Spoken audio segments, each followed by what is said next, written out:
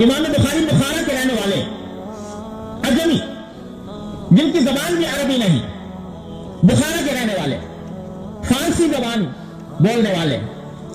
اور اس درجہ فارسی بولنے والے، عربی زبان کی ان کی مادری زبان نہیں، اس درجہ فارسی ہے کہ ایک جگہ صحیح بخاری میں لکھتے لکھتے فارسی طرف لکھ گئے ہیں عربی کے بجائے۔ یہ کہہ گئے کہ اس باب میں یہ حدیث بھی ذکر کرنی چاہیے، تو بھی کے لیے عربی لفظ کے بجائے فارسی لفظ لکھ گئے ہیں صحیح بخاری کے اندر۔ وہ بخارا کا رہنے والا اجمی شخص، اور عربوں کا حال یہ ہوتا ہے کہ وہ بڑی حد تک بجا طور پر یہ سمجھتے ہیں کہ دین ہمارے پاس آیا، قرآن ہماری زبان میں نازل ہوا، سرکار دو عالم صلی اللہ علیہ وسلم ہماری زبان میں تشریف لائے، آپ کی سنت ہماری زبان میں محفوظ ہے، لہذا اسلام کا جتنا علم ہمارے پاس ہے وہ اجمیوں کے پاس نہیں ہو سکتا۔ اس واسطے اہل عرب کسی اجمی کے آگے کسی اجمی کو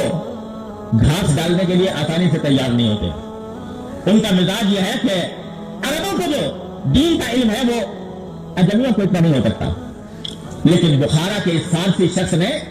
اپنی یہ کتاب تالیف کر کے سارے عرب کے لوگوں کے گردنیں جھکا دی، اس طرح جھکا دی کہ وہ عربی بولنے والے یہ کہنے پر مجبور ہو گئے